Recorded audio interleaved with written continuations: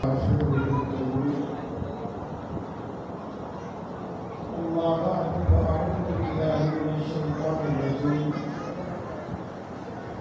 اللہ الرحمن الرحیم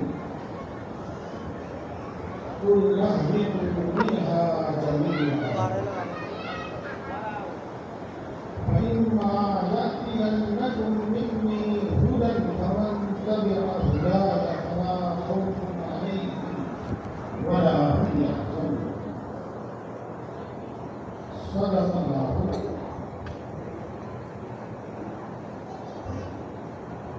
وقال النبي صلى الله عليه وسلم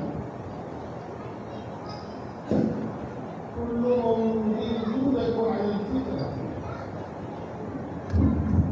فأبواه يهودانه أو ينصرانه أو يمجسانه أو كما قال عليه الصلاة والسلام.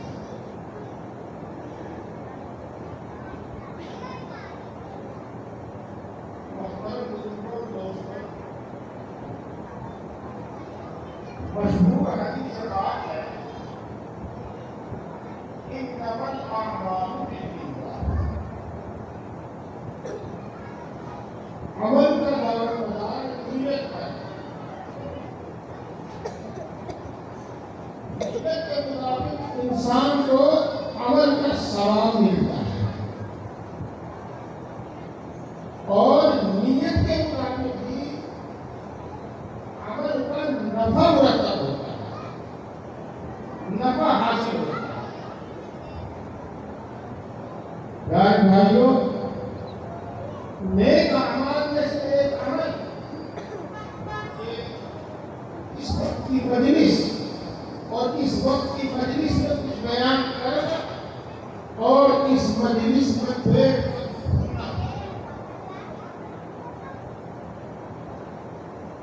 پیارے بھائیوں, ہمیں نیت کرنی چاہیے اس عمل سے پہلے. کیا نیت کرنی چاہیے؟ دیکھو انشاءاللہ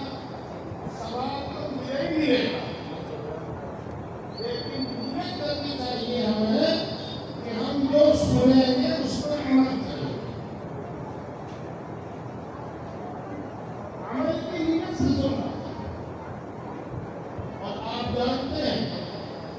کہ دنیا میں اور دنیا کی کیا بات کریں, ہم اپنے شہر جلال پور کی بات کریں, یہاں کی روز بروز جلسے ہوتے رہتے ہیں. ان جلسوں اور اجتماع میں کرنے والوں کی اور اس میں شرکت کرنے والوں کی نیتیں الگ الگ ہوتی ہیں. پیارے بھائیوں, اس دینی اور اسلامی مجلس میں صرف اور صرف اور صرف ایک ہی مقصد ہے, اور وہ مقصد یہ ہے کہ ہمارے اندر وہ فکر پیدا ہو جائے کہ ہم مسلمان ہیں, ہم پکے مسلمان ہیں. بس ایک ایسی فکر پیدا ہو اور ایک فکر ایسی ہو کہ ہمارا کاروبار اس میں رکاوٹ نہ بنے, ہماری پڑھائی اس میں رکاوٹ نہ بنے, بلکہ ہماری کمزوری اس میں رکاوٹ نہ بنے, ہماری کوئی بھی مصروفیت اس میں رکاوٹ نہ بنے. اس واسطے کہ اس زندگی کا اور اس دنیا میں اس انسان کو بھیجنے کا ایک ہی مقصد ہے, ایک ہی مقصد ہے کہ وہ اس دنیا میں رہ کر اپنی تمام ضرورتوں کے بیچ رہ کر اور شیاطین کے بیچ رہ کر اللہ کی مرضی کے مطابق زندگی گزار کر دکھائے. سب پریشانیوں کے بیچ میں رہ کر, سب کے بیچ میں رہ کر وہ اس دنیا سے اللہ کی مرضی کے مطابق زندگی گزار کر جائے. اس دنیا میں پیدا کرنے کا اور انسان کو اس دنیا میں بھیجنے کا یہی ایک مقصد ہے جو ہم نے آپ نے بار بار علماء کرام سے سنا.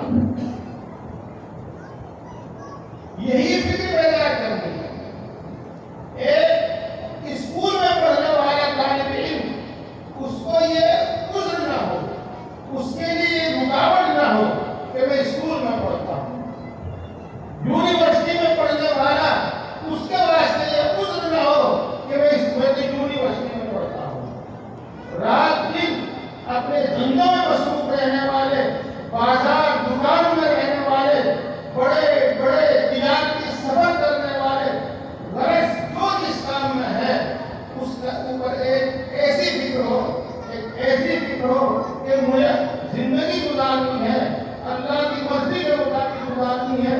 قرآن و حدیث کے مطابق گزارنی ہے، اور شریعت کے مطابق گزارنی ہے، اسلام کے مطابق گزارنی ہے۔ یہی ایک فکر بیدار کرنا اس مجلس کا اور ان بیانات کا مقصد ہوتا ہے، اور کوئی دوسرا مقصد نہیں۔ اور میں آپ کے سامنے صرف اور صرف اسی طرح کی باتیں کروں گا، اس سے باہر کی بات نہیں ہے۔ میرے پیارے بھائیوں، امید نہیں ہے کہ بات آپ کی سنی ہوئی ہوگی، لیکن شاید نہ سنی ہو، میں آپ کی توجہ چاہوں گا۔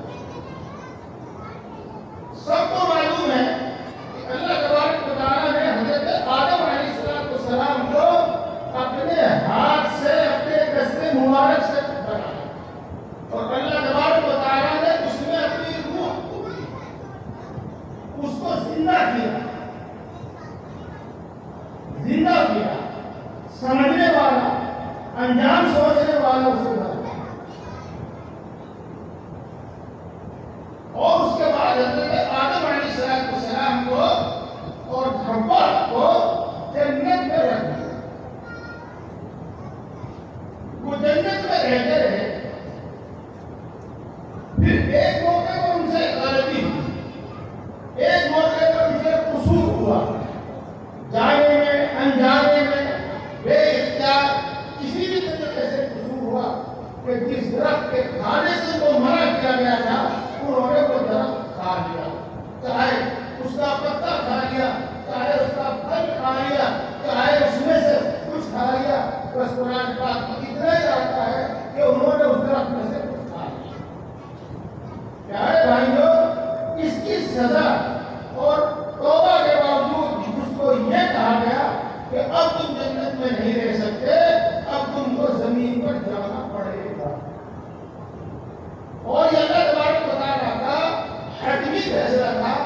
یقینی فیصلہ تھا۔ اللہ تبارک و تعالیٰ نے آدم کو، حوا کو اور ان کے ساتھ کس کو، شیطان کے ذکری پکے طور پر آتا ہے، اس کو بھی اس زمین پر بھیج دیا۔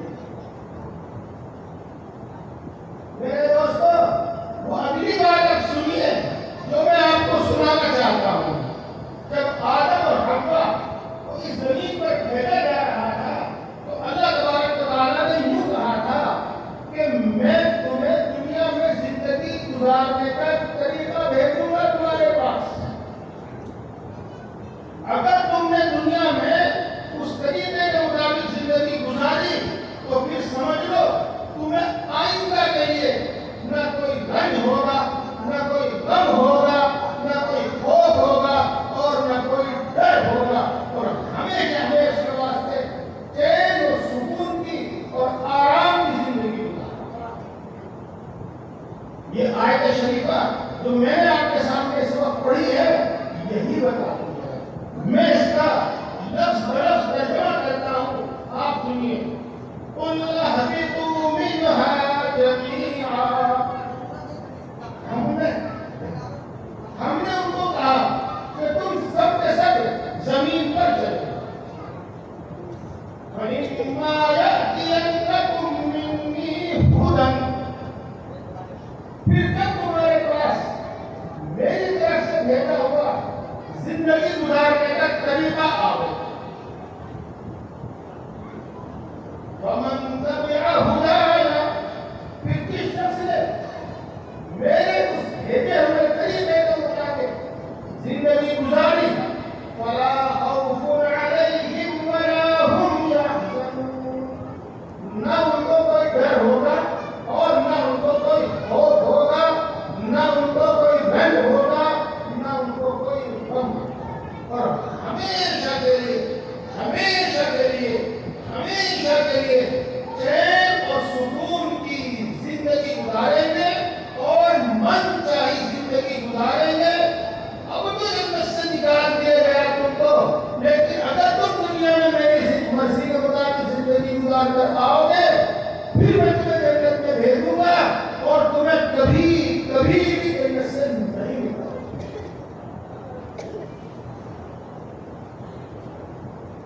میرے بزرگوں اور دوستوں، یہ باتیں ہمارے قرآن پاک میں ہیں، لیکن بہت سی مرتبہ ہم کو سن نہیں پاتے اور ہم ان چیزوں سے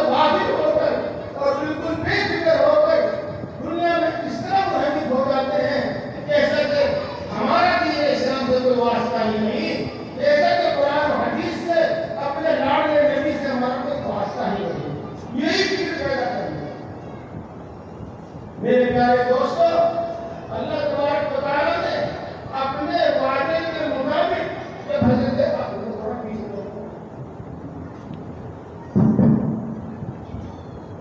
اللہ تبارک و تعالیٰ نے جب اپنے وعدے کے مطابق حضرت آدم علیہ السلام کو حضرت حوا کو زمین پر بھیجا تو حضرت آدم علیہ السلام کو سب سے پہلا نبی بنا اور نبی بنا کر اب اپنا ہی حضرت جبریل علیہ السلام کو دے کے وحی کے ذریعے ان کو عطا کیا اور قدم قدم پر ان کی رہنمائی فرمائی کہ اللہ یہ کہتا ہے تمہیں کس طرح کرنا ہے، اللہ یہ کہتا ہے اور تمہیں کس طرح کرنا ہے، اللہ یہ کہتا ہے تمہیں کس طرح کرنا ہے۔ میرے بھائی اور دوستو، آدم علیہ السلام کے بعد ان کے بیٹے ایک شیش نبی ہوئے، اس کے بعد ان کے بیٹے پوتے حضرت ادریس علیہ السلام نبی ہوئے اور اس کے بعد پھر حضرت نوح علیہ السلام ہوئے، اس کے بعد حضرت ہود، حضرت صالح، حضرت ابراہیم، حضرت موسیٰ، حضرت عیسیٰ اور انبیاء کرام علیہ السلام کا ایک طویل سلسلہ ہے۔ ابھی رواج میں آیا ہے، اگرچہ وہ تعداد متعین نہیں ہے لیکن دینی اکثر پیش کری ہے کہ 1,00,000 سے زیادہ انبیاء کرام علیہ السلام کو اللہ تبارک و تعالیٰ نے اپنا دین دے کر بھیجا اور ہر زمانے میں انسانوں کو یاد دلایا کہ یاد رکھو جب ہم نے تمہیں زمین پر بھیجا تھا، یاد رکھو جب ہم نے تمہارے باپ آدم کو زمین پر بھیجا تھا، ہم نے ان کو ایک نصیحت کی تھی، ہم نے ان سے کہا تھا کہ تمہیں زمین پر میری مرضی کے مطابق زندگی گزارنی ہے اور دیکھو میری مرضی کے مطابق یہ آدم دین لے کر آئے ہیں اور میری مرضی کے مطابق یہ شیش دین لے کر آئے ہیں اور میری مرضی کے مطابق یہ ادریس دین لے کر آئے ہیں اور میری مرضی کے مطابق نوح دین لے کر آئے ہیں اور میری مرضی کے مطابق صالح دین لے کر آئے ہیں، میری مرضی کا دین ابراہیم لے کر آئے ہیں، میری مرضی کا دین موسیٰ لے کر آئے ہیں علیہ السلام تو اس کے مطابق زندگی تو وعدہ کیا اللہ نے آدم کے سے وہ وقفے وقفے سے انبیاء کرام علیہ السلام کو دیتے کہ انسانوں کو ہدایت دلاتے ہیں۔ میرے دوستو، آخری نبی اور لاڈلے نبی اور پیارے نبی، ہماری جان سے زیادہ پیارے نبی حضرت محمد مصطفیٰ صلی اللہ علیہ وسلم کا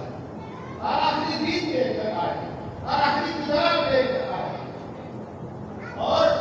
قیامت تک اب آپ بھی نبی ہیں اور قیامت تک اب دین اسلام ہی ہے، اب قیامت تک قرآن پاک کو ہی عمل کرو۔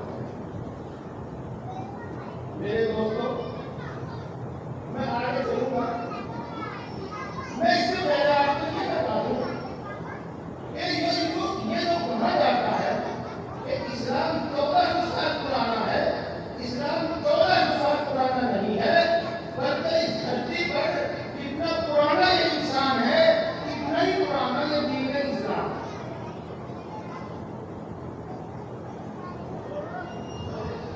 حضرت آدم علیہ السلام کو جو دین دیا گیا تھا اس کی جو بنیادی باتیں تھی،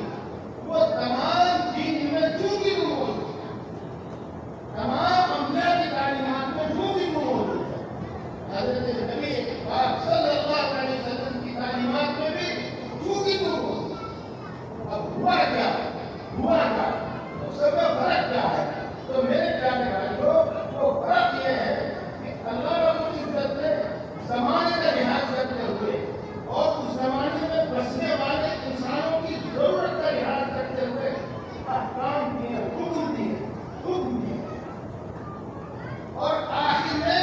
وہ لاش حکم دیا ہے جو کبھی واپس نہیں کرے۔ میں اس کی ایک مثال دیتا ہوں، آپ بہت اچھی طریقے سے سمجھ جائیں گے۔ مثال کے طور پر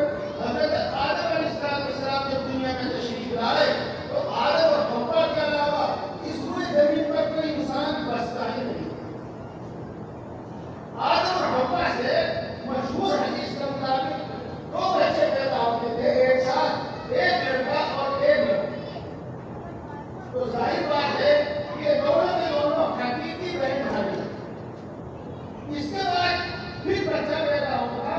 تو 2 بچے پیدا ہوتے تو ایک لڑکا ایک لڑکی. ظاہر بات ہے کہ یہ دونوں حقیقی بہن بھائی، اور صرف یہ دونوں ہی نہیں بلکہ 4 حقیقی بہن بھائی. ایک ہی باپ کے ایک ہی ماں کے 4. لیکن چونکہ دنیا میں کوئی اور انسان موجود ہی نہیں تھا اور اللہ تبارک و تعالیٰ کو یہ نسل باقی رکھنی تھی اور اس نسل کو بڑھانا تھا، تو یہ حکم دیا کہ پہلے پیٹ سے جو لڑکی پیدا ہوئی ہے اس کا نکاح اس لڑکے سے کیا جائے جو دوسرے پیٹ سے پیدا ہوا، اور پہلے پیٹ سے جو لڑکا پیدا ہوا ہے اس کا نکاح اس سے کیا جائے جو دوسرے پیٹ سے لڑکی پیدا ہوا. دیکھو اس وقت یہ حکم تھا، لیکن پھر بعد میں یہ حکم واپس لے لیا گیا اور یہ بتایا کہ یہ دونوں چاروں سگے بہن بھائی ہیں اور ان کا ایک دوسرے سے نکاح نہیں ہو سکتا. یہ حکم واپس لے گئے. پھر اب وہ حکم ہے جو آپ کے سامنے ہمارے سامنے موجود ہے. مثال سمجھ میں آئی کہ نہیں آئی؟ کوئی ضروری نہیں کہ میں مسلسل تقریر کروں، میں بات سمجھانا زیادہ پسند کرتا ہوں. دوبارہ کہتا ہوں، سن لو. پوری زمین پر آدم اور حوا کے سوا کوئی انسان موجود نہیں تھا. اللہ تبارک و تعالیٰ کو اس انسان کو اس زمین پر باقی رکھنا تھا، اس کی نسل کو بڑھانا تھا. اب ہوا یہ سسٹم یہ ہوا اور اللہ کا حکم یہ ہوا کہ حوا سے آدم سے حوا سے ایک پیٹ سے 2 بچے پیدا ہوئے، ایک لڑکا اور ایک لڑکی ایک ساتھ پیدا ہوئے. پھر اس کے بعد 2 بچے پیدا ہوتے تھے، ایک لڑکا اور ایک لڑکی. یہ تو چاروں کے چاروں بہن بھائی ہیں، سگے بہن بھائی ہیں. اب نکاح کس سے کیا جائے اور اس نسل کو کیسے بڑھایا جائے؟ اس وقت کی ضرورت کے مطابق اللہ تبارک و تعالیٰ نے یہ حکم بھیجا کہ پہلے پیٹ کی لڑکی اور دوسرے پیٹ کا لڑکا، ان دونوں کا نکاح کر دیا جائے. پہلے پیٹ کا لڑکا دوسرے پیٹ کی لڑکی، ان دونوں کا نکاح کر دیا. تو دیکھو اس وقت یہ بہن بھائی کا بیٹھ کے نکاح ہو رہا تھا، اس وقت کی ضرورت نہیں تھی، اس کے علاوہ کوئی صورت نہیں تھی. تو حکم یہ جس طریقے سے آج بہن بھائی کا نکاح نہیں ہو سکتا، اسی طریقے سے اس زمانے میں ایک پیٹ سے پیدا ہونے والے بھائی بہن کا لڑکی کا نکاح نہیں ہو سکتا. اس وقت کے مناسب کو حکم تھا، بعد میں مناسب اس وقت اس کا حکم تھا. پیارے بھائیوں، یہ مثال بھی میں نے اور مشہور مثال ہے اور مشہور آسان بات ہے، آپ سمجھ گئے ہوں گے. اس طرح کی ترمیم ہوتی تھی، اس طرح کی ترمیم ہوتی تھی، لیکن جو دین آدم کا تھا وہی دین حضرت محمد مصطفیٰ صلی اللہ علیہ وسلم. فرق کیا ہوا وہ بھی میں آپ کو بتاؤں.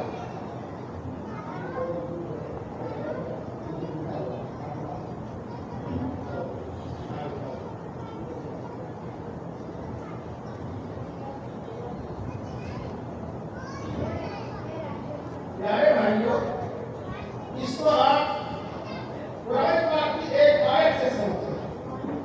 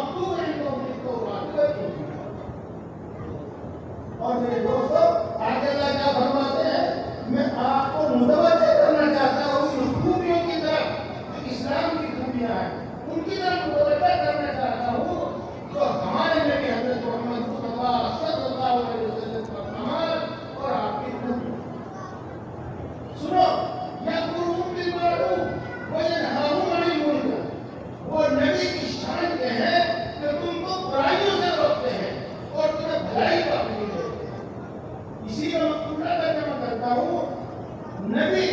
تم کو کبھی برے کام کا حکم نہیں دے گا، یہ نبی تم کو کسی نقصان والے کام کا حکم نہیں دے گا،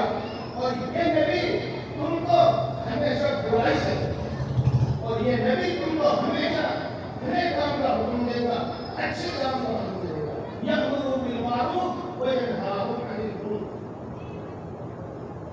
ویحل لهم الطیبات ویحرم علیہم الخبائث۔ اس نبی کی شان یہ ہے کہ وہ پاکیزہ چیزیں ہیں، اچھی چیزیں ہیں، صاف اور پاک چیزیں ہیں، وہ انسان کے کھانے کے واسطے حلال قرار ہیں،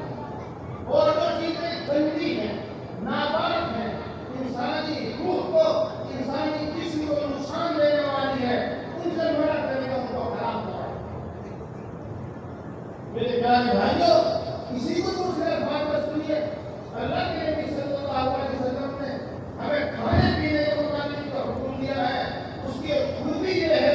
کہ پاک چیز ہی کی ہمیں اجازت دی ہے اور ناپاک چیز سے ہمیں روک دیا ہے۔ جو ہمارے جسم کے لیے نقصان دہ ہو اس کو منع کر دیا ہے، جو ہمارے اخلاق ہماری روح کے لیے نقصان دہ ہو اس سے ہمیں منع کر دیا ہے، جو ہمارے جسم کے لیے فائدہ مند ہو، جو ہماری روح اور ہمارے اخلاق کے لیے فائدہ مند ہو، ہمیں صرف انہیں کے کھانے کی اجازت دی ہے۔ یحل لهم الطیبات ویحرم علیہم الخبائث۔ اور اس کے بعد اس کے ساتھ ایک بات یہ ہے کہ اس مثال کے طور پر حضرت موسیٰ علیہ السلام کی قوم، یہود جن کو کہتے ہیں، یہ ہمیشہ سے بہت شدید لوگ ہیں۔ انہوں نے حضرت موسیٰ علیہ السلام کو بے حد پریشان کیا، بے حد پریشان کرایا، بار بار ان کو بڑی تکلیف ہوئی، بڑی تکلیف ہوئی۔ اللہ تعالیٰ قرآن پاک میں ارشاد فرماتے ہیں، یا ایھا الذین آمنوا لا تکونوا کالذین آذوا موسیٰ، اے لوگو تم اس طرح کے انسان نہ بنو جس طرح کے انسانوں نے حضرت موسیٰ علیہ السلام کو تکلیفیں پہنچائی۔ تو میرے پیارو، ان کی سرشت میں، ان کی طبیعت کے اندر سرکشی اور نافرمانی، تو ان کی سرکشی اور نافرمانی کی وجہ سے بعض حلال اور طیب چیزیں بھی، بعض پاکیزہ چیزیں بھی ان کو حرام کر دی۔ اللہ کے رسول صلی اللہ علیہ وسلم کی فرمائے تو وہ پاکیزہ چیزیں اور وہ طیب چیزیں جو ان کی سرکشی کی وجہ سے، ان کی زندگی اور ہرگم کی وجہ سے ان کو حرام کر دی گئی تھی، اللہ کے رسول صلی اللہ علیہ وسلم نے وہ حرام کی۔ اللہ کے دین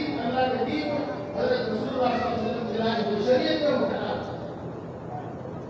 يحرم عليهم الخبائث ويضع عنهم إصرهم والأغلال التي كانت عليهم۔ اور یہ نبی بھیجے گئے ہیں اور ان کی شان یہ ہے، دیکھو میں اس کا پورا ترجمہ میں کر کے اس کا آسان سے مفہوم بیان کرتا ہوں کہ جو مشکل احکام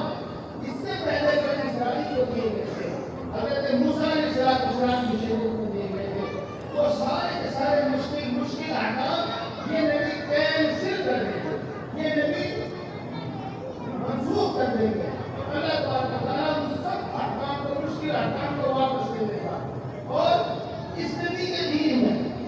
آسان سے آسان حکم دیا جائے گا، آسان سے آسان حکم دیا جائے گا۔ اسی واسطے اللہ تعالیٰ قرآن پاک میں یہ ارشاد فرماتے ہیں، ما جعل علیکم فی الدین من حرج، ہم نے دین اسلام میں تمہارے اوپر کوئی تنگی، کوئی مشکل نہیں رکھی۔ اللہ کے رسول صلی اللہ علیہ وسلم کی ارشاد فرماتے ہیں، الدین یسر لیس بعسر، دین آسان ہے، دین مشکل ہے۔ تو یہ بولے گا اس انسان کو اور اس امت کو اور تمام انسانوں کو دین اسلام کے ذریعے اور حضرت نبی کریم صلی اللہ علیہ وسلم کے ذریعے دین حاصل کی۔ وَيَضَعُ عَنْهُمْ إِصْرَهُمْ وَالْأَغْلَالَ الَّتِي كَانَتْ عَلَيْهِمْ وَالَّذِينَ آمَنُوا بِهِ وَعَزَّرُوهُ وَنَصَرُوهُ۔ میں اس کا بھی پورا ترجمہ کروں تو ذرا سمجھنا مشکل ہو جاتا ہے، میں اس کا حاصل آپ کو بیان کرتا ہوں۔ اب اللہ تعالیٰ ایک وعدہ فرماتا، کیا وعدہ فرماتے ہیں؟ جو بھی اس نبی پر ایمان لائے گا، ایمان لانے کا مطلب بہت لمبا ہے۔ سب سے پہلی بات یہ ہے کہ اس شخص کو اللہ کا نبی مانے گا، اس شخص کو اللہ کا آخری اس شخص کو اللہ کا رسول مانے الذین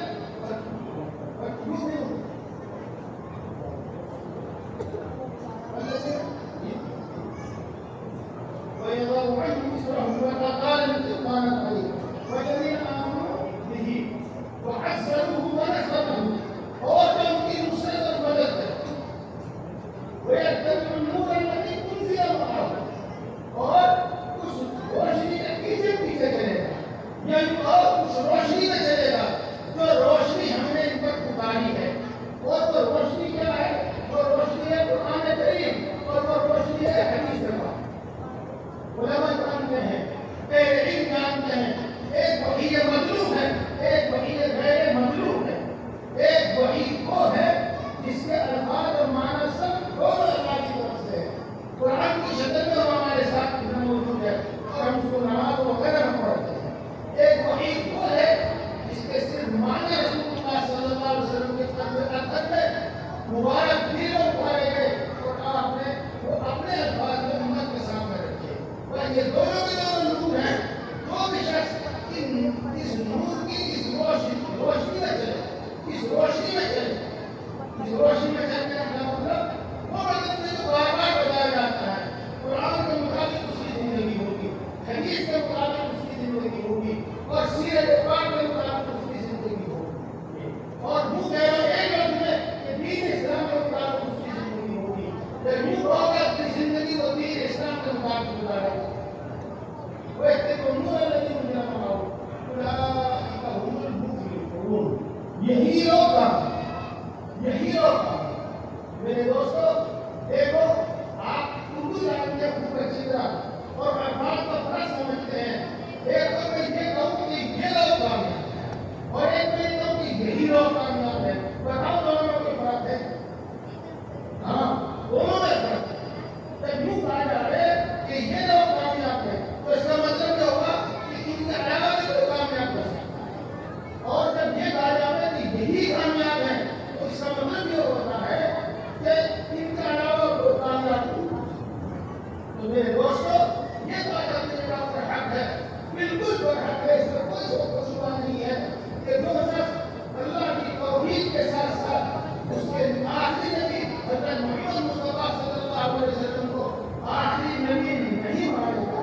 اور ان کے لائق کے دین کے مطابق زندگی نہیں گزارے گا وہ کبھی کامیاب نہیں ہو سکتا وہ کبھی کامیاب نہیں ہو سکتا میرے دوستو اپنے دل کی گہرائیوں میں اتارو آپ کا ایمان ہو کہ یقیناً جو شخص اس کے خلاف زندگی گزارے گا وہ کبھی کامیاب نہیں ہو سکتا میرے دوستو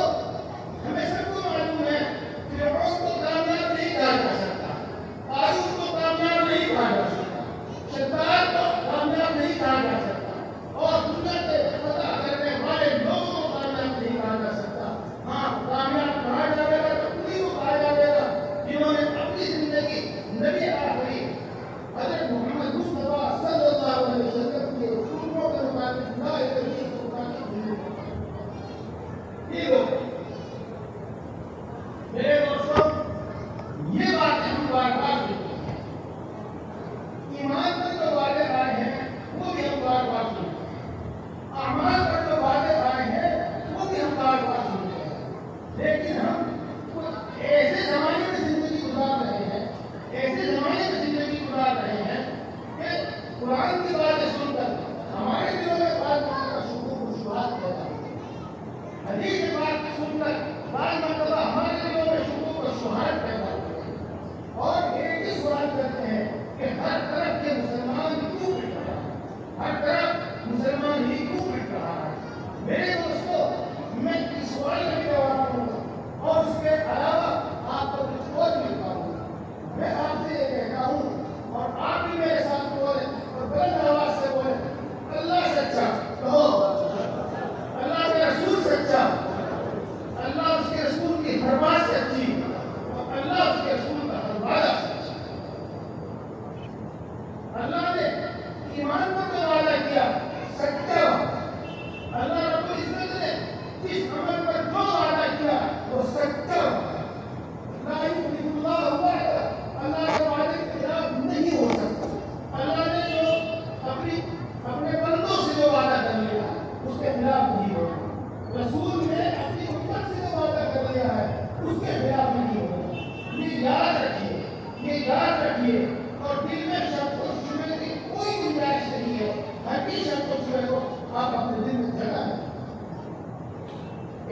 باتیں سینکڑوں ہیں، بہت زیادہ ہے، میں سب نہیں، میں ان میں سے کچھ بیان کرتا ہوں اور وہ بیان کرتا ہوں جو آپ اچھی طریقے سے فوراً سمجھ جائیں گے بغیر سمجھائے سمجھ۔ ایک مرتبہ پھر کہو میرے ساتھ، پھر میں آپ کو واقعہ سناؤں گا۔ اللہ سچا، اللہ کا رسول سچا، اللہ اس کے رسول کی ہر بات سچی، اللہ اس کے رسول کی ہر بات سچی۔ میرے بزرگوں اور دوستوں، آپ نے سنا ہو کہ فرعون نے بنی اسرائیل کے بچوں کو قتل کرنا شروع کر دیا، اور جو بچہ بنی اسرائیل کے گھر پیدا ہوتا تھا، بھائی حکومت کے لوگوں کو، حکومت کے کارندوں کو خبر کرتی تھی، اور حکومت کے کارندے آ کر اس بچے کو قتل کرتے، اس لڑکے کو قتل کرتے۔ یہ مشہور بات، میں اس پورے واقعے کو نہ بیان کر کے بالکل سمیٹ کے اس میں سے اپنے موضوع سے متعلق کرتا ہوں کہ حضرت موسیٰ علیہ السلام کیا تھا۔ حضرت موسیٰ علیہ السلام پیدا ہوئے۔ حضرت موسیٰ علیہ السلام کی ماں کو بھی یہ ڈر ہوا کہ جس طریقے سے پورے بنی اسرائیل کے بچے قتل کیے جا رہے ہیں، میرا ایک شہیدہ بچہ، میرا علاوہ بچہ بھی آج نہیں تو کل، اور کل نہیں تو پرسوں قتل کر دیا۔ وہ اسی خبر مبتلا تھی۔ اللہ تبارک و تعالیٰ نے ان کے دل میں ایک بات ڈالی جس کو ہم اسلامی زبان میں الہام کہتے ہیں۔ وَأَوْحَيْنَا إِلَىٰ أُمِّ مُوسَىٰ أَنْ أَرْضِعِيهِ فَإِذَا خِفْتِ عَلَيْهِ فَأَلْقِيهِ فِي الْيَمِّ وَلَا تَخَافِي وَلَا تَحْزَنِي إِنَّا رَادُوهُ إِلَيْكِ وَجَاعِلُوهُ مِنَ الْمُرْسَلِينَ۔ موسیٰ کی ماں سے ایک وعدہ کیا، اللہ نے موسیٰ کی ماں سے ایک وعدہ کیا۔ کیا وعدہ کیا؟ یہ وعدہ کیا کہ تو موسیٰ کو دودھ پلا، اور جب تجھ کو یہ ڈر محسوس ہو، اور جب تجھ کو یہ خطرہ محسوس ہو کہ حکومت کے کارندے میرے بچے کو قتل کر دیں گے، تو تم اس بچے کو دریا میں پھینک دینا، اور بالکل بے فکر ہو کر پھینک دینا۔ ہم وعدہ کرتے ہیں کہ آپ کا بچہ ہم آپ کے پاس واپس لے جائیں گے، اور ساتھ ساتھ یہ بھی وعدہ کرتے ہیں کہ اس کو رسول بنائیں۔ میرے دوستو، اس آیت شریفہ کا حاصل میں پھر دوبارہ بیان کرتا ہوں کہ حضرت موسیٰ علیہ السلام پیدا ہوئے، موسیٰ کی ماں کو بھی خطرہ پیدا ہوا کہ میرے بچوں کی ہزاروں بچوں کی طرح قتل کر دیا جائے گا۔ تو اللہ تبارک و تعالیٰ نے موسیٰ علیہ السلام کی ماں سے وعدہ کیا کہ تو اس کو دودھ پلاتے رہے، اور جب تجھ کو کوئی خطرہ محسوس ہو تو تو اس کو دریا میں پھینک دینا۔ ہم وعدہ کرتے ہیں کہ تیرا بچہ تیرے پاس واپس لوٹا دیں گے، اس کو رسول بنائیں گے۔ میرے دوستو،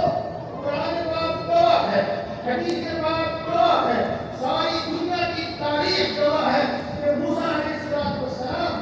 اپنی ماں کا دودھ پی کر پڑے، موسیٰ علیہ السلام اپنی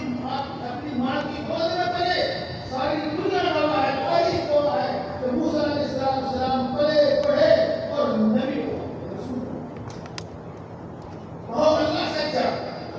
اللہ کے رسول سچا، اللہ اس کے رسول کی ہر بات سچی، اللہ اس کے رسول کی ہر بات سچی۔ میرے دوستو،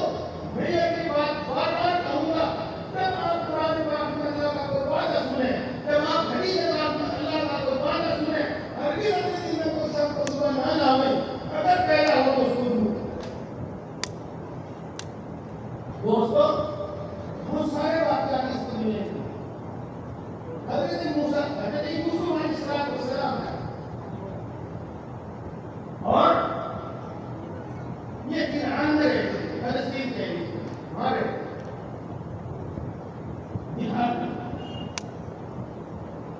ان کا آبائی پیشہ، تو زمانے کا بڑا مقدس پیشہ تھا،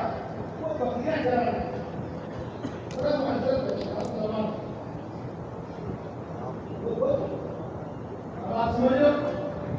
کہاں بادشاہ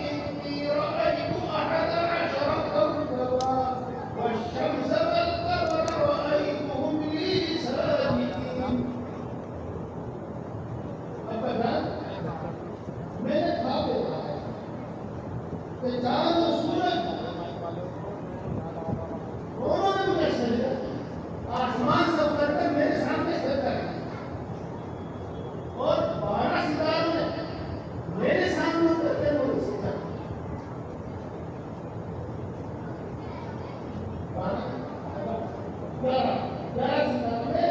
उतर कर मेरे सामने से कर ये कुरान बात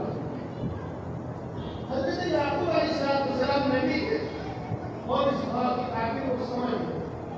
और उसका हासिल ये है कि अल्लाह रब्बुल इज्जत हज़रत यूसुफ अलैहिस्सलाम से ये वादा करता है कि एक चांद को बादशाह बनाए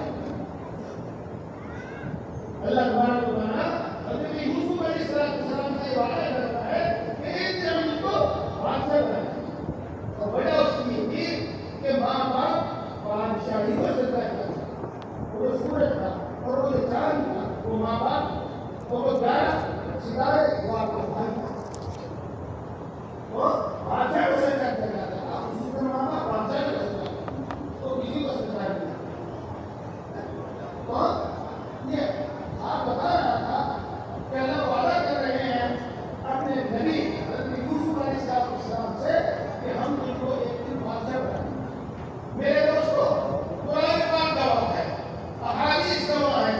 और आलम की दुनिया की तारीख गवाह है कि हज़रत यूसुफ अलैहिस्सलाम का कुछ भी उनके भाइयों ने उनको कुएं में डाला उनको गुलाम बनाकर एक मरतबा नहीं 2 मरतबा में देखते जा गया उनको उन्होंने गुलाम की हैसियत से मिस्र के बादशाह और मिस्र के वज़ीर के जिंदगी गुजारी लेकिन अल्लाह के वादे के मुताबिक एक दिन वो बादशाह बना अल्लाह सच्चा अल्लाह का रसूल सच्चा अल्लाह उसके रसूल की दरबार सच्ची अल्लाह उसके रसूल की दरबार सच्चा मेरे बुजुर्गों और दोस्तों और भी बात और बहुत से बात इसके बाद में आपको नबी आखिर ज़मान हज़रत मोहम्मद मुस्तफ़ा सल्लल्लाहु अलैहि वसल्लम का वाक़या सुना आप सबको मालूम है कि रसूलुल्लाह सल्लल्लाहु अलैहि वसल्लम का कब करवा में पैदा हुआ मक्का मुकर्रमा में पले बड़े वही ईमान हुए और वहीं आपको नबूवत और रिसालत से सरफराज किया आपको नबी बनाएगा आपको रसूल बनाएगा और 13 साल की जिंदगी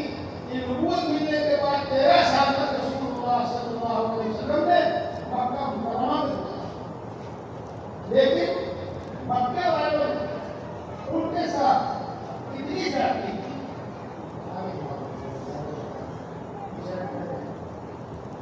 मक्के वालों ने उनके साथ कितनी ज्यादती की और उनके मानने वालों पर कितनी ज्यादती की कि मक्का मुकर्रमा में उनका रहना दूर हो गया नामुमकिन और अल्लाह तआला की तरफ से इजाजत होती है कि मुसलमान मक्का छोड़कर कसरत चले जाते हैं जिसको आप मदीना कहते हैं मदीना रसूल कहते हैं और इसलिए वो हिजरत करते हैं एक दो लोग ऐसे भी किस्से पर पड़ी सहाबा किराम रिज़वानुल्लाह तआला अलैहिम हिजरत फरमाते रहे मक्का छोड़कर कसरत जाते रहे मदीना जाते रहे एक बार वो आया कि अल्लाह रब्बुल इज्जत ने हुक्म किया अपने गाड़ी लेने के हज़रत मोहम्मद मुस्तफ़ा सल्लल्लाहु अलैहि वसल्लम को कि आज रात आप भी मक्का छोड़ो आप भी यसरब की तरफ रवाना हो जाओ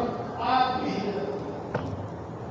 रसूलुल्लाह सल्लल्लाहु अलैहि वसल्लम ने भी हज़रत अबू बकर सिद्दीक़ रज़ियल्लाहु तआला अन्हु के साथ लेकर मक्का मुकर्रमा छोड़ा और 3 दिन तक बाहर शोर में छुपे 3 दिन के बाद आप निकले और मदीना मुनव्वरा की तरफ रवाना इसमें बहुत सारी इबरतें हैं बहुत सारे सबक हैं मेरे दोस्तों मैं आज उनको जिक्र नहीं कर रहा हूँ फिर इंशाअल्लाह आऊंगा जिक्र बताऊंगा ये सिलसिला जारी है बराबर जारी है और मुझे दीन की बात आप तक पहुंचाने का मौका मिले और आपको दीन की बात सुनने का आप माशाअल्लाह आपके शहर में बहुत सारे उलमा हैं और उनको जवान में बहुत सारे मदारिस से बहुत सारे उलमा हैं वहाँ तशरीफ वो सब तशरीफ लाते रहते हैं जलसे होते रहते हैं बयानात होते रहते हैं लेकिन बात अक्सर ये है कि न मालूम किसकी बात किसकी समझ में आ जाती है और किसने जरिए किसको हिदायत दी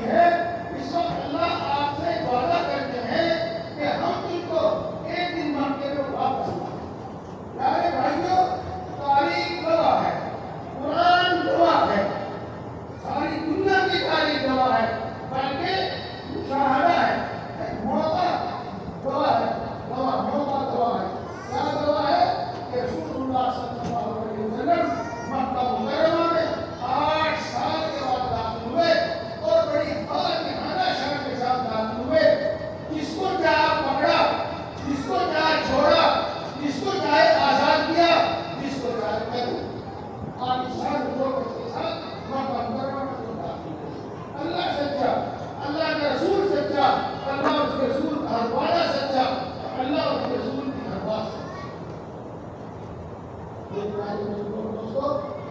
وقت کا بھی مجھے جاننا اس کے بعد میں آپ کو دو باتیں اور سنانا چاہتا ہوں اور وہ دونوں باتیں بہت ضروری ہیں. اگر وہ دونوں باتیں نہ سنی جاتے تو اب تک کی جو میں نے باتیں آپ کو بتائی وہ ادھوری رہے. پہلی بات حالات کیسے بھی ہر طرف سے ناامیدی نظر آتی ہے. کسی طرف کوئی سہارا نظر نہ آتا, کہیں سے کوئی امید کی کرن نظر نہ آتی. لیکن اس سب کے باوجود اللہ کے وعدوں پر یقین کرنا, اللہ کے وعدوں میں شک و شبہ نہ کرنا. میں آپ کے بات دوبارہ بتاؤں دوبارہ کہتا ہوں, حالات کیسے تھے, تکلیف کتنی پڑ گئی, امید کی کرن کہیں سے بھی نظر نہ آتی, مدد کی کہیں سے بھی کوئی امید نہیں, لیکن اس کے باوجود اللہ کے وعدوں پر یقین اور اللہ کے وعدوں میں کسی قسم کا شک و شبہ نہیں.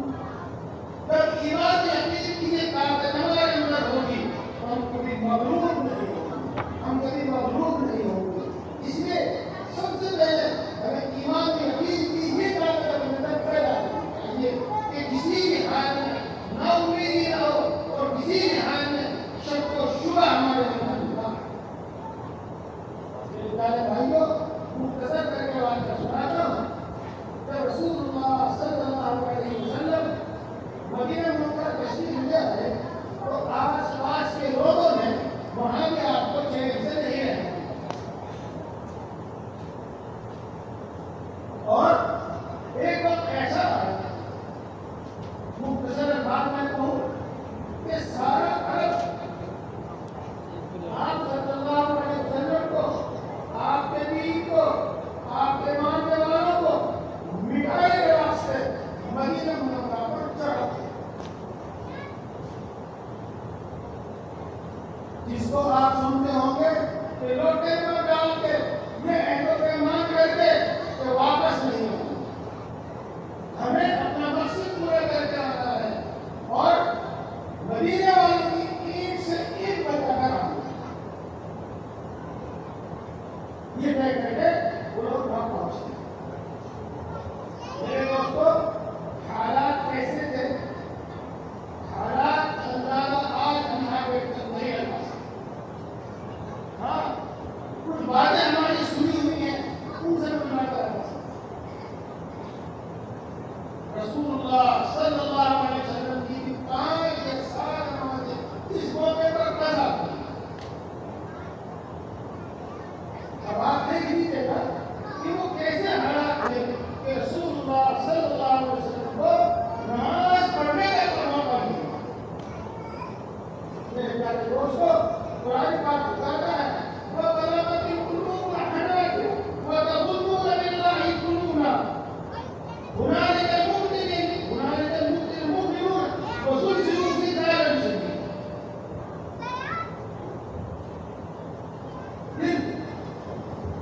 وہ یہاں پہلے بات کر گئے تھے. میرے دوستوں, بہت بڑا یہ حالت ہوتی ہے کہ سانس لینا بھی دشوار ہو جاتا ہے اور صحیح طریقے سے سانس بھی نہیں. اس کیفیت میں اللہ اس کا بیان فرماتے ہیں وَبَلَغَتِ الْقُلُوبُ الْحَنَاجِرَ وَتَظُنُّونَ بِاللَّهِ الظُّنُونَ هُنَالِكَ يَبْتَلِي الْمُؤْمِنُونَ وَزُلْزِلُوا زِلْزَالًا شَدِيدًا. اللہ فرماتے ہیں کہ اس موقع پر مسلمانوں کو خوب ہی ہلایا, خوب ہی ہلایا. حالات اس طرح کے پیدا ہوئے.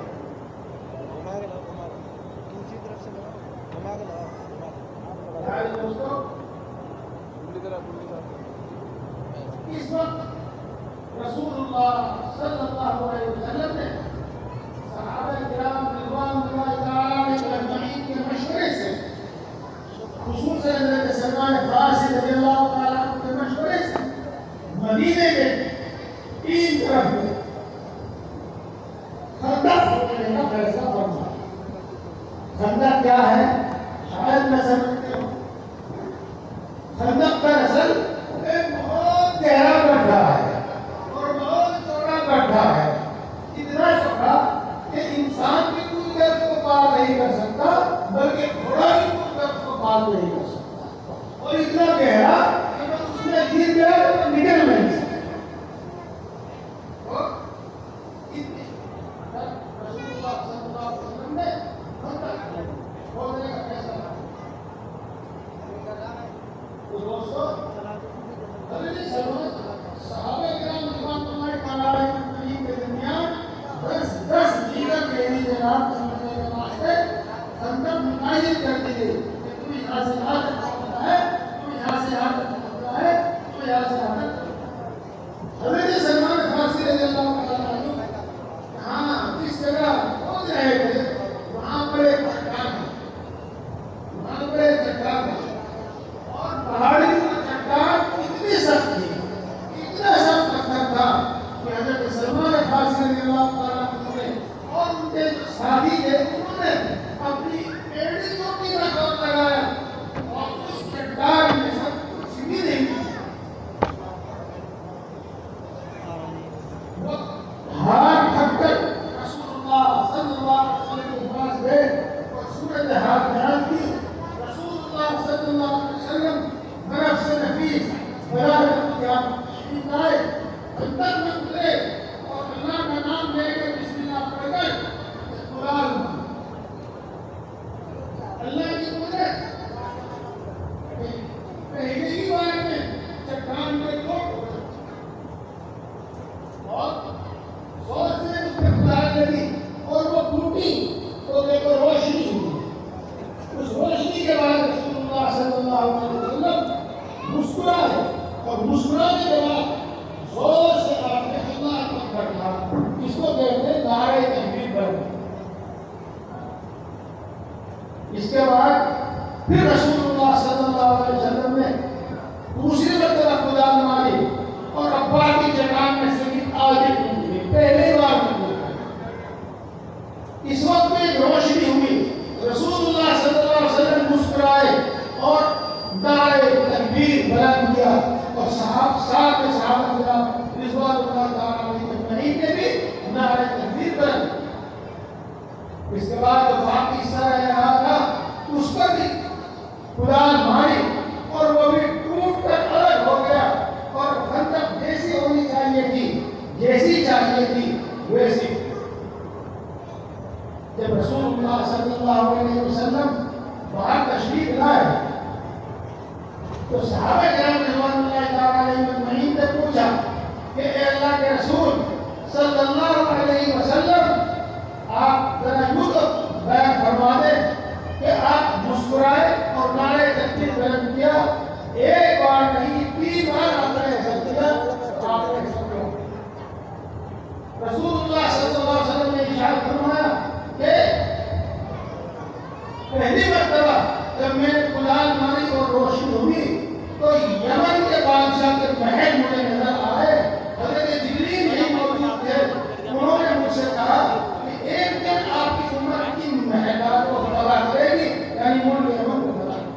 گی۔ جب میں نے دوسری قرآن ماری اور روشنی ہوئی تو مجھے ایران کے بادشاہ کے محل نظر آئے اور حضرت جبریل یہ موجود تھے، انہوں نے کہا کہ ایک دن آپ کی امت ان محلات کو فتح کرے گی، یعنی ملک کی سب سے بڑی سپر طاقت ایران کو، فارس کو فتح کرے گی۔ میں خوش ہو کر مسکرایا بھی اور نعرہ تکبیر بھی بلند کی۔ اور جب تیسری مرتبہ میں نے قرآن ماری اور اس میں روشنی ہوئی تو مجھے ملک دنیا کی دوسری سپر طاقت روم کے محل نظر آئے۔ حضرت جبریل علیہ السلام نے فرمایا کہ ایک دن آپ کی امت ان محلات کو فتح کرے گی اور یعنی اس ملک کو فتح کرے گی۔ میرے پیارے دوستو، صحابہ کرام رضوان اللہ تعالیٰ علیہم اجمعین جو آپ کی ہر بات پر یقین رکھتے تھے، ہر حال میں یقین رکھتے تھے، ان کو ان حالات میں بھی یہ خوشخبری سن کر، یہ وعدے سن کر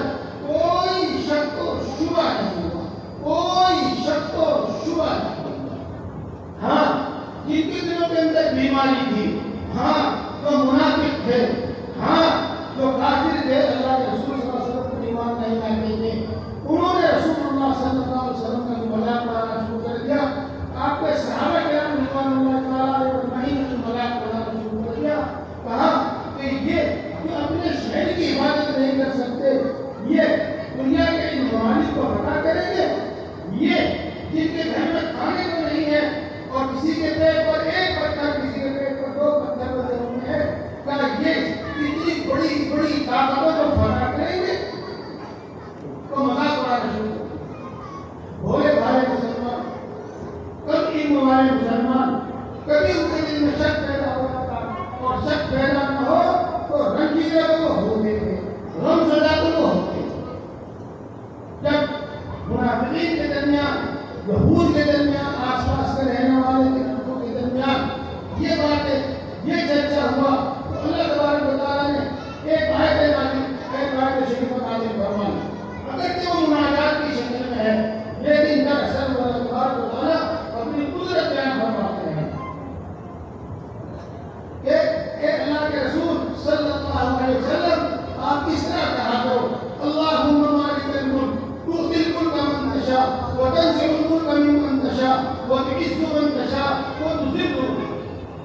ساری دنیا پر حکومت اللہ کی ہے، اصل میں حکومت اللہ کی ہے، اور اللہ کو اتنی قدرت اور اتنا اختیار ہے کہ وہ جس کو چاہتا ہے بادشاہ دیتا ہے، اور جس سے چاہتا ہے بادشاہ چھین لیتا ہے، اور جس کو چاہتا ہے عزت دیتا ہے، اور جس کو چاہتا ہے ذل۔ تب جا کر وہ لوگ خاموش بھی ہوئے، ان کا جواب بھی ہوا، اور تمام مسلمانوں کی، خصوصاً کمزور دل مسلمانوں کی ہمت بھی بڑھی۔ میرے پیارے دوستو، میں دوبارہ کہتا ہوں کہ اس وقت حالات کیسے تھے؟ حالات کتنے سخت تھے، اتنے سخت تھے کہ رسول اللہ صلی اللہ علیہ وسلم کی نماز قضا ہوئی۔ اللہ فرماتے ہیں کہ اس وقت مسلمانوں کو خوب ہلایا گیا۔ اللہ فرماتے ہیں کہ مسلمانوں کے دل ان کے حلق میں آ کر اٹک گئے تھے۔ حالات کیسے تھے؟ لیکن اس صورت میں نہ اللہ کے نبی صلی اللہ علیہ وسلم اللہ کے وعدوں میں کوئی شک کرتے ہیں، اور نہ اللہ کے نبی پر ایمان لانے والے پکے صحابہ اس پر کوئی شک کرتے ہیں، کوئی شک و شبہ نہیں۔ اس لیے میں آپ کے ساتھ عرض کرتا ہوں، اس لیے میں کہتا ہوں اور بڑے یقین کے ساتھ کہتا ہوں، میں بالکل پورے یقین کے ساتھ کہتا ہوں کہ حالات کیسے ہیں، کتنی بھی نا امید والے ہوں، کتنی بھی نا امید والے ہوں، لیکن اللہ کے وعدوں کو یاد رکھو، اور نا امید ہونے کی کوئی ضرورت نہیں ہے۔ اللہ کے وعدوں کو یاد رکھو، نا امید ہونے کی کوئی ضرورت نہیں۔ میرے بزرگوں دوستو، یہ میں نے آپ کو ایک بات بتائی، اور آپ کو یہ بھی بتایا کہ دیکھو کسی حال میں بھی نا امید نہیں ہونا ہے، اور کسی حال میں بھی اللہ اور اس کے رسول کے وعدوں میں شک نہیں کرنا ہے۔ اگر شک و شبہ پیدا ہو تو کسی عالم سے، کسی بزرگ سے ہمیں اس کا علاج اور ایمان و یقین کا یہ اعلیٰ درجہ ہمیں حاصل کرنا ہے، اور اس وقت تک ہم نے ایمان پر محنت کرنی ہے جب تک ایمان کا، ایمان و یقین کا یہ درجہ حاصل ہو۔ پیارے دوستو، دوسری بات، ہر طرف مسلمان پھر رہے ہیں، ایک کیا ہو رہا ہے، کسی اللہ والے کی بھی دعا قبول نہیں ہو رہی ہے، اللہ کی مدد کب آئے گی؟ اس طرح کے مایوسی والے الفاظ ہمارے زبان میں، بلکہ ہمارے دلوں میں، بلکہ ہمارے ایمان و یقین کو انہوں نے ہلا دیا،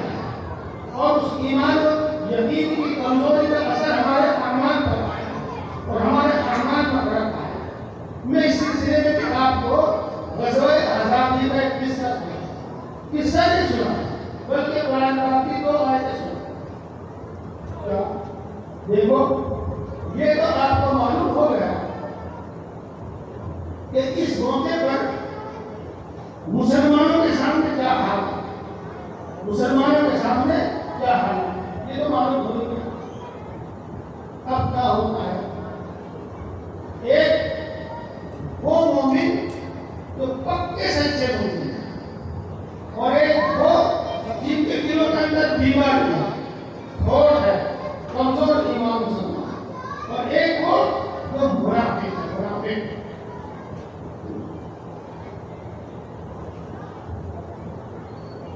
تو جب یہ سختی کا عالم دیکھا، جب یہ پریشانی کا عالم دیکھا، جب یہ سختی کا عالم دیکھا، تو وہ جن کے دلوں کے اندر بیماری ہے، کھوٹ ہے،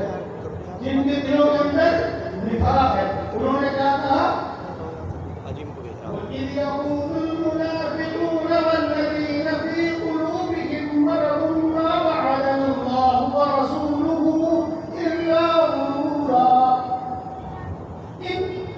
مشکل حالات میں، ان سب حالات میں منافقوں اور جن کے دلوں میں کھوٹ ہے، بیماری ہے، ایمان کمزور ہے، وہ یہ کہہ رہے تھے کہ اللہ اور اس کے رسول کا ہر وعدہ جھوٹا ثابت ہوا۔ وہ ان حالات کو دیکھ کر یہ کہہ رہے ہیں وَإِذْ يَقُولُ الْمُنَافِقُونَ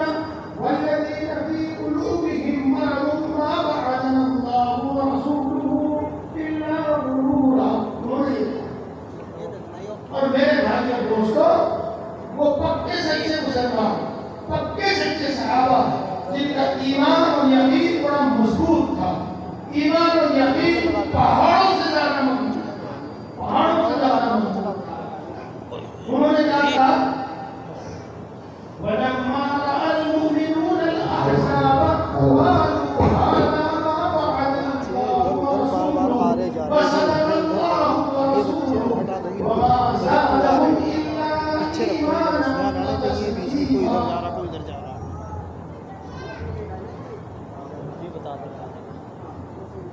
جب پکے سچے مسلمانوں نے یہ حالات دیکھے، کون سے حالات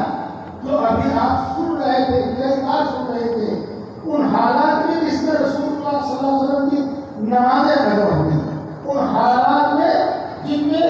ان کو کھانے پینے کا ہوش نہیں تھا اور کھانے پینے کے لیے کچھ تھا بھی نہیں،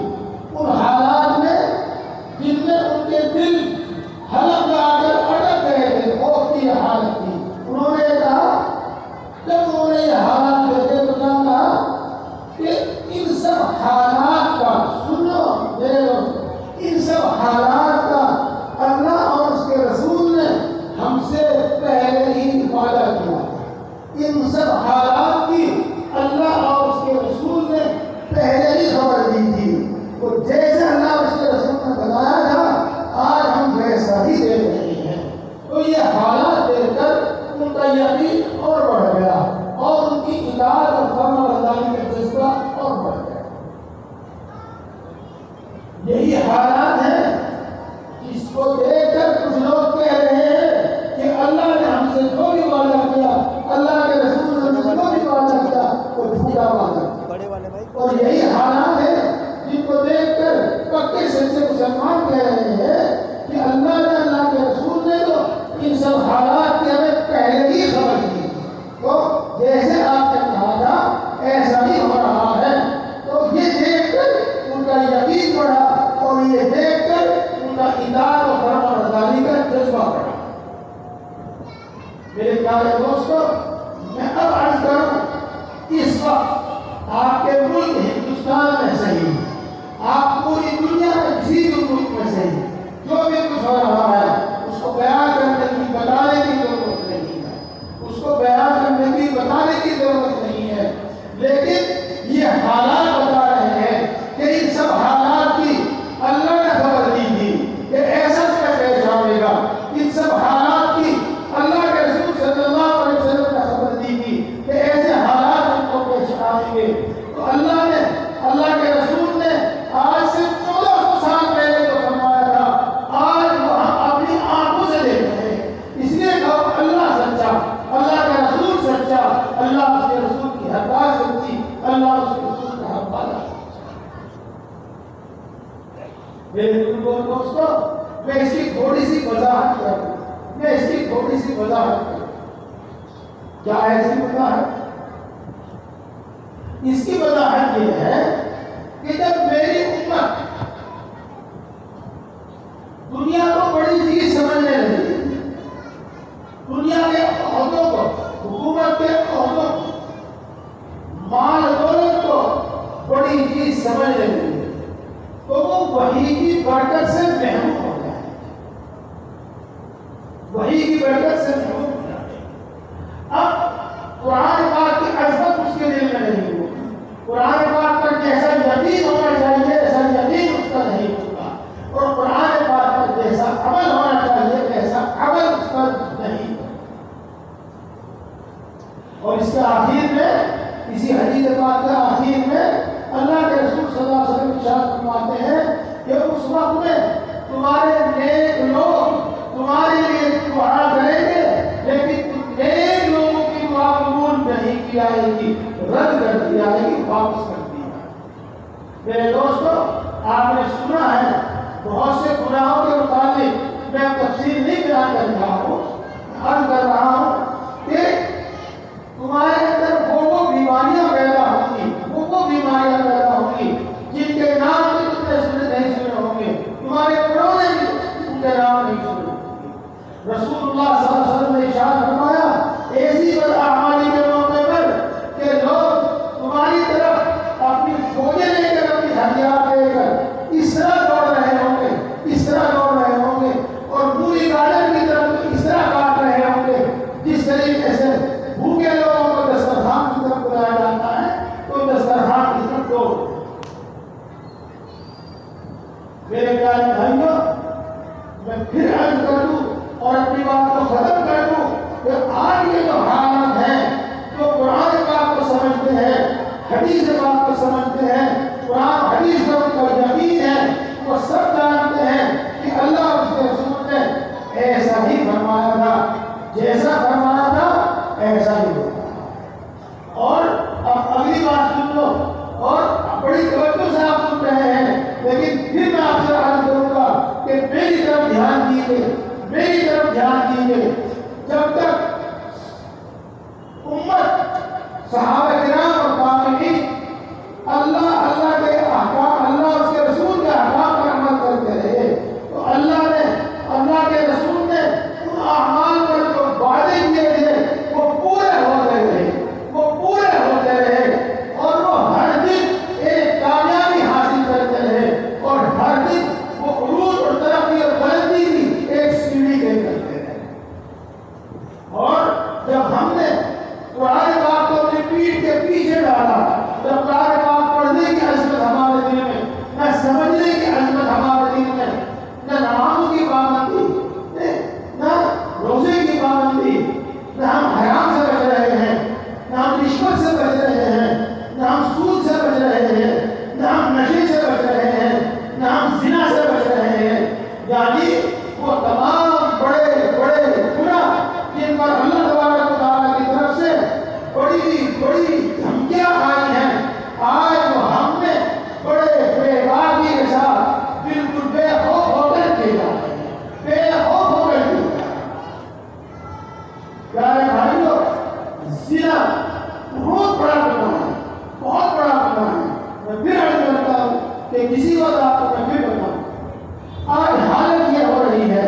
کہ اپنی زبان سے 3 طلاق دیتے ہیں اور پھر ناٹ جاتے ہیں، کہتے ہیں کہ ہم نے طلاق نہیں دی، اور پھر وہ میاں بیوی کی طرح رہتے ہیں، 3 طلاق دیتے ہیں، اور اگر یہ ثابت بھی ہو جائے سب کے سامنے کہ ہاں 3 طلاق دی ہے، اس کے باوجود بھی وہ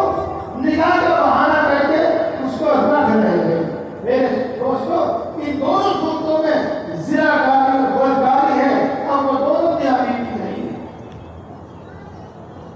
میرے پیارے دوستو، سود جس پر اللہ تبارک و تعالیٰ اور اللہ کا رسول اعلان جنگ کرتا ہے، اعلان جنگ کرتا ہے، ہمارے دل کی آج یہ ہماری یہ رائے ہے، ہمارا آج یہ یقین ہے کہ اس کے بغیر ترقی نہیں ہو سکتی۔ اللہ کے رسول صلی اللہ علیہ وسلم اور اللہ تبارک و تعالیٰ خود قرآن پاک میں ہم کو اس پاک دامنی کا حکم دیتا ہے، جس کا ذریعہ پردہ ہے، ہم نے آج اس کو فضول سمجھ لیا ہے۔ نشہ کس طریقے سے، کس تیزی کے ساتھ ہماری طرف، ہمارے گھروں میں بڑھا چلا رہا ہے، ایک گھسا چلا رہا ہے، اور اس نشے کی حالت میں کیا کیا حرکتیں ہم کر دیتے ہیں وہ ہمیں معلوم ہے، آپ کو بھی معلوم ہے۔ میرے پیارے دوستو، آپ خبروں میں سنتے رہتے ہیں اور غیروں میں نہیں، اپنوں میں باپ نے، بیٹے نے ماں کو غلط کیا ہے۔ میرے دوستو، ہمارے پاس ایسے سوال آتے رہتے ہیں کہ ماں نے بیٹے سے زنا کیا ہے۔ یہ حالات کیا بتا رہے ہیں؟ یہ حالات یہ بتا رہے ہیں کہ اس قسم کے گناہوں پر اللہ رب العزت نے جو دھمکیاں دی ہیں اور جس عذاب کی جس سزا سنائی ہے، جس طرح اللہ کے وعدے پورے ہوں گے، اگر اللہ معاف نہ کرے اللہ کی سزائیں بھی پوری ہوں گی۔ کی اللہ کی طرف سے عذاب کو متعین کیا گیا ہے وہ بھی بہت کم ہے۔ اس سے دوستو اللہ رب العزت نے ہمیں اپنے آخری میں بھی اپنے لاڑے میں بھی حضرت محمد مصطفیٰ صلی اللہ علیہ وسلم کے واسطے سے اپنا سب سے پسندیدہ دین عطا فرمایا ہے۔ ہمیں یہ طے کر لینا چاہیے کہ ہمیں اپنی پوری زندگی اسلام کو گزارنی ہے، غلامی ہے۔ ہمیں اسلام کے کسی رکن سے دستبردار نہیں ہونا ہے، ہمیں اسلام کی کسی رکن کو نہیں چھوڑنا ہے، چاہے ہمارا دنیا میں نفع یا غیر نقصان ہوتا ہے۔ جب ہم یہ طے کریں گے اور اللہ کے ایک ایک رکن پر عمل کریں گے، ہر رکن پر اللہ تبارک و تعالیٰ نے ڈھیر سارے وعدے کیے ہیں، ڈھیر سارے وعدے کیے ہیں، انشاءاللہ مزید وہ پورے ہوں گے۔ ایسا نہیں ہے کہ وہ وعدے صحابہ کے لیے تھے، ایسا نہیں ہے کہ وہ وعدے تابعین کے لیے تھے، نہیں، وہ قیامت تک، قیامت کی صبح تک اللہ کے کلام پر، اللہ کے دین پر، اللہ کے رسول صلی اللہ علیہ وسلم کی شریعت کی سنت پر عمل کرنے والوں کے واسطے ہے۔ اب آپ کے سامنے ایک چھوٹا سا راستہ نہیں، ایک بہت بڑا راستہ کھول دیا گیا ہے۔ میرے دوستو، اب میرا بھی آپ کا بھی ہر ایک کا فرض ہے کہ ہم آج سے ان چیزوں کو جہد نہ جانے کہ ہمیں ایمان کا وہ اعلیٰ درجہ حاصل ہو، ایمان کا وہ اعلیٰ درجہ حاصل ہو جس کو کہتے ہیں آنکھوں دیکھا ایمان، ایسا ایمان، ایسا یقین جیسا آنکھوں دیکھا، اور عام طور سے آنکھوں دیکھی چیز میں آدمی کو شک و شبہ نہیں۔ ہاں، اعمال پر ہمیں اتنی محنت کرنی ہے، اعمال پر اتنی محنت کرنی ہے۔ مثال کے طور پر ایمان کے بعد سب سے بڑا حکم ہے، سب سے پہلا حکم ہے وہ نماز ہے۔ تو ہمیں اتنی محنت کرنی ہے کہ کسی حال میں ہماری نماز قضا، کسی حال میں ہماری نماز قضا۔ اگر کسی مجبوری کی وجہ سے، کسی بھی عذر کی وجہ سے، کسی بھی طریقے سے قضا ہو گئی تو ہمارے دل میں نماز کی اتنی عظمت ہو کہ اگلی نماز پڑھنے سے پہلے ہم اپنی وہ پچھلی چھٹی ہوئی نماز پڑھیں۔ ایمان، نماز کی ایسی عظمت ہمارے دل میں ہو کہ ہم نماز کو شریعت کے مطابق اور سنتوں کے مطابق پڑھنے والے ہیں۔ قرآن پاک سے ہماری اتنی محبت ہو، ہمارے قرآن پاک سے اتنا عشق ہو کہ سب سے پہلے ہم اپنے بچوں کو قرآن پاک پڑھائیں، حفظ پڑھائیں یا ناظرہ پڑھائیں، اس مدرسے میں پڑھائیں یا اس ٹیوشن والے کو بلا کر پڑھائیں یا مکتب میں پڑھائیں، سب سے پہلے اپنے بچوں کو قرآن پاک پڑھائیں، چاہے ناظرائی پڑھائیں۔ قرآن پاک سے ہمارا اتنا لگاؤ ہونا چاہیے، اتنا والہانہ لگاؤ ہونا چاہیے کہ صبح کو فجر کی نماز پڑھنے کے بعد ہر مسلمان گھر میں قرآن پاک کھلے اور قرآن پاک کے پڑھنے کی آوازیں آئیں۔ ہر مسجد میں نمازی قرآن پاک لے کر بیٹھے یا اپنے گھروں میں نماز جا کر قرآن پاک پڑھے۔ بہرحال قرآن پاک سے ہمارا ایسا لگاؤ ہونا چاہیے۔ میرے دوستوں، بزرگوں، ایک بات بس اور میں پھر اس کو ختم کر رہا ہوں۔ جو اللہ نے، اللہ کے رسول نے گناہ قرار دیا، منع کیا ہے، منع کیا، تو جتنی نفرت اللہ اور اس کے رسول کو اس گناہ سے ہے، اتنی ہی نفرت ہمیں اس گناہ سے ہونی چاہیے، اتنی نفرت ہمیں اس گناہ سے ہونی چاہیے۔ ہماری جان تو چلی جائے لیکن ہم اس گناہ نہ کریں، اس گناہ کے پاس نہ جائیں۔ میرے دوستو، پھر میں کہتا ہوں کہ قرآن پاک میں، حدیث پاک میں جو وعدے تھے وہ صرف صحابہ کرام کے لیے نہیں تھے، وہ صرف تابعین کے واسطے نہیں تھے، قیامت کی صبح تک قرآن پاک پر عمل کرنے والوں کے واسطے وہ وعدے ہیں اور وہ ضرور پورے ہوں گے، ان میں کوئی شک و شبہ نہیں۔ اس کے بعد بس ایک چھوٹی سی بات اور سنیے۔ ایمان و یقین کی یہ کیفیت ہمارے دل میں کیسے پیدا اور جو مسلمانوں کی صفت ہے، والذین هم علی صلاتہم دائمون، جو نمازوں کی پابندی کرنے والے ہیں، اور جو مسلمانوں کی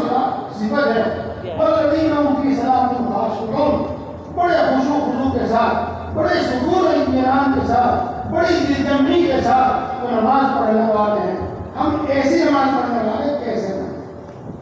ایسی نماز پڑھنے والے ہم کیسے نہیں؟ جس طریقے سے ہمیں پہاڑ پیشاب سے نفرت ہے، ایسے ہی ہمیں سود سے، زنا سے، جھوٹ سے، دھوکے سے نفرت ہونی چاہیے۔ یہ نفرت کیسے کرتا ہے؟ میرے دوستوں، میرے پیارے بھائیوں اور میرے نوجوان بھائیوں، اللہ نے، اللہ کے رسول صلی اللہ علیہ وسلم نے ہمیں جو حکم دیے ہیں ان پر عمل کرنے کا طریقہ بھی ہمیں بتایا ہے، اور بزرگان دین قرآن و حدیث سے سمجھ کر ہمیں وہ باتیں بتاتے رہتے ہیں۔ مثال کے طور پر ایک حدیث بات ہے، جددوا ایمانکم بقول لا الہ الا اللہ، لا الہ الا اللہ کہہ کر اپنے ایمان کو نیا کریں، مضبوط کیا کریں۔ تو میرے بھائیوں بزرگوں، اس وقت ضرورت اس بات کی ہے کہ قرآن پاک کی تلاوت کے ساتھ 10 منٹ بیٹھ کر، تھوڑی دیر 10 منٹ بیٹھ کر 300 بار لا الہ الا اللہ، لا الہ الا اللہ، لا الہ الا اللہ روز کہہ لیا کریں۔ اور میرے دوستوں، یہ کوئی ضرور فرض نہیں ہے، یہ کوئی فرض نہیں میں پہلے کہہ رہا ہوں، لیکن میں یہ کہتا رہا ہوں کہ یہ آج ہمارے ایمان یقین کو سدھارنے، سنوارنے اور مضبوط کرنے کے واسطے ضروری ہے۔ دیکھو، ایک وقت وہ تھا، چاہے میری عمر کے لوگ یہاں جو موجود ہیں وہ سب جانتے ہیں کہ ہمیں روٹی اور سالن کھانے کو ملتا تھا، یہ دودھ مل جاتا تھا۔ آج ہم مزے کی اور طاقت کی سینکڑوں چیزیں کھا رہے ہیں، یہ ہمیں نہیں ملتی تھی۔ ہاتھ اٹھا لو میری عمر کے لوگ، انہوں نے ناشتے میں بادام کھائے گا، ہاتھ اٹھا لو انہوں نے ناشتے میں کیا کہتے ہیں اس کو پستہ کھایا تھا۔ میں یقین کے ساتھ کہتا ہوں کہ نہیں کھایا ہوگا۔ آپ سے پوچھتا ہوں، ہاتھ اٹھا دو، جتنا سیب آپ آج کھاتے ہیں، جتنا انار آپ آج کھاتے ہیں، جتنا کیلا، جتنے پھل آپ آج کھاتے ہیں، کیا آپ پہلے بھی کھایا کرتے تھے؟ یعنی نہیں کھایا کرتے تھے۔ اور صحیح بات یہ ہے کہ آج کے انسان کے اعضاء اتنے کمزور ہیں کہ اس کو اگر وہ صرف روٹی سالن پر اکتفا کرتا ہے تو اس کی صحت نہیں بنتی۔ اس واسطے اس کو ضرورت کے تحت ہی یہ پھل اور یہ غذائیں کھانی پڑ رہی ہیں۔ تو دیکھو کہ انسان کی صحت کے واسطے ضروری نہیں ہے، لیکن اب ان کی ضرورت پیش آ رہی ہے۔ اسی لیے میں کر رہا ہوں کہ قرآن پاک کی تلاوت روزانہ کوئی فرض نہیں ہے، اور دین تسبیح لا الہ الا اللہ پڑھنا کوئی فرض نہیں ہے، لیکن آج کی ہوا کو دیکھ کر اور آج کی فضا کو دیکھ کر اور آج کے ایمان کو دیکھ کر اور ہماری حالت کو دیکھ کر یہ ضروری معلوم ہوتا ہے کہ روزانہ قرآن پاک کی تلاوت کریں، اور ہم روزانہ کم سے کم 3 مرتبہ وہ 300 مرتبہ دیکھو 3 تسبیح لا الہ الا اللہ بیٹھ کر پڑھنا۔ میرے دوستو، یہ چیز آپ کے اندر جذبہ بھی پیدا کرے گی اور ایک طرح کی طاقت، کیا کہ انرجی پیدا کرے گی، اور انشاءاللہ مزید آپ ان سب ماحول میں عمل کرنے کی ہمت اور خود طاقت رکھیں گے۔ اسی طرح میرے پیارے بھائیوں، زیادہ بات تو نہیں بتائی جا سکتی اس وقت میں، اور بتائی مثال بھی نہیں رہتی۔ میں آپ کو ایک مثال دیتا ہوں۔ وہ مثال یہ ہے کہ آپ کو یہاں سے دلی جانا ہے کناٹ پیلس، یا آپ کو یہاں سے دلی جانا ہے انڈیا گیٹ، اور آپ راستہ نہیں جانتے، بتاؤ کیا کرو گے؟ بتاؤ کیا صورت ہے؟ وہاں پہنچنے کی کیا صورت ہے؟ وہاں پہنچنے کی ایک آسان صورت یہ ہے کہ آپ ایک جانکار ڈرائیور لیجیے،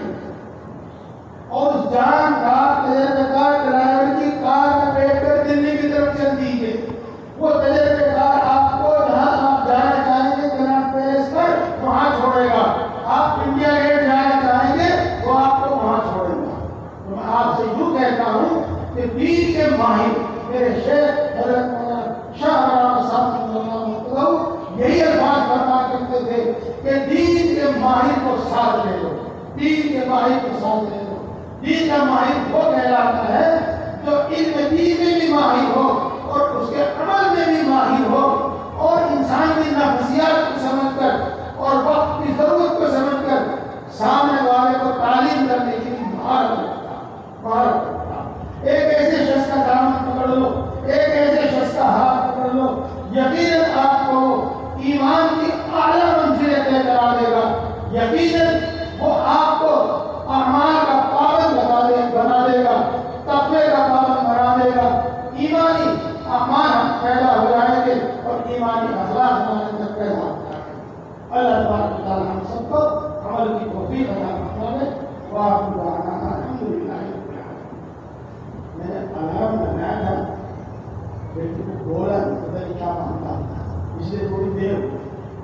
حوصلہ یہ دو گے اور اب دعا کریں.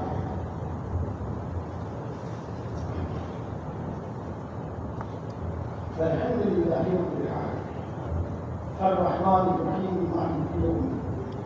والصلاة والسلام على سید الانبیاء والمرسلین محمد وآلہ واصحابہ اجمعین. لا الہ الا انت سبحانک انی کنت من الظالمین. ربنا ظلمنا انفسنا وان لم تغفر لنا وترحمنا لنكونن من الخاسرین. اے اللہ تو سب سے بڑا ہے، ہر چیز کا خالق ہے، ہر چیز کا مالک ہے، ہر چیز کا پیدا کرنے والا ہے، ہر چیز کے خزانے تیرے پاس ہیں. تیرے خزانے کے بھی کم یا ختم ہونے والے نہیں ہیں. تو اپنی مخلوق میں سارے کو سمندروں کے برابر کام ہے، تو بھی تیرے خزانوں میں اتنی کمی نہ آئے جتنی سمندر میں سوئی لگانے سے اس کے پانی میں کمی آ رہی ہے. اے اللہ یقیناً بڑی طاقت والا ہے،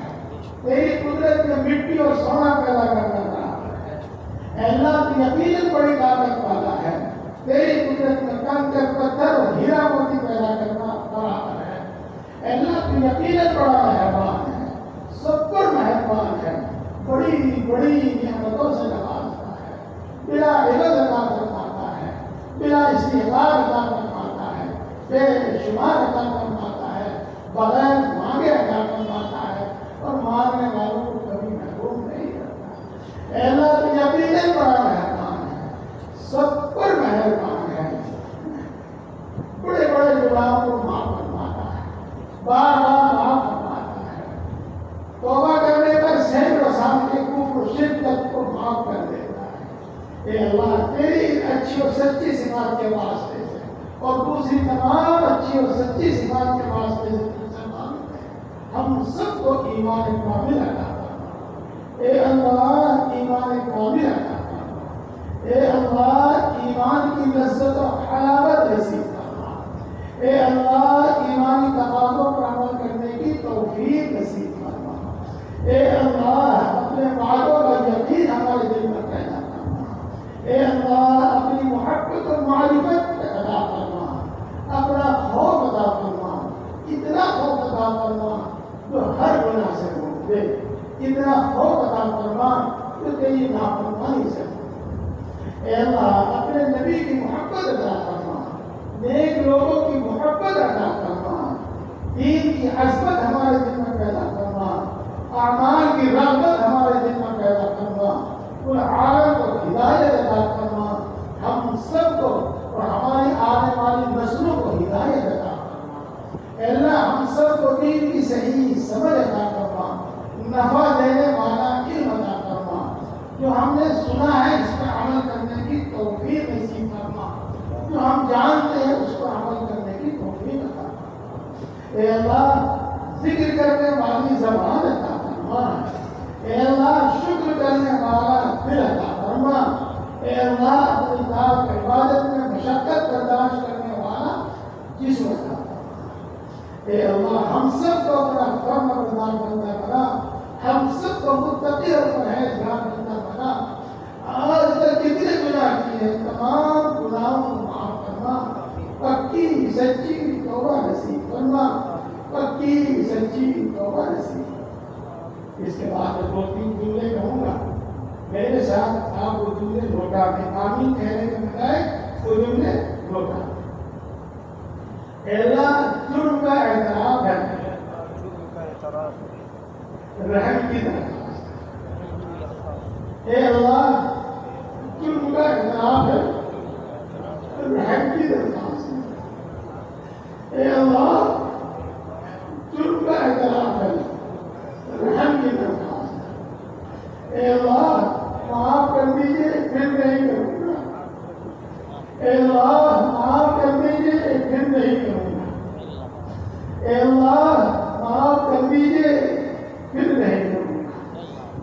اے اللہ نفس و شیطان کے شر سے ہماری حفاظت کرنا، ایک لمحے کے لیے نفس و شیطان کے حوالے نہ کرنا. اے اللہ تیری توفیق کے بغیر اور تیری نصرت کے بغیر کچھ بھی نہیں ہوتا. اپنی اطاعت اور عبادت میں ہماری مدد کرنا، اپنی اطاعت اور عبادت کو ہمارے لیے آسان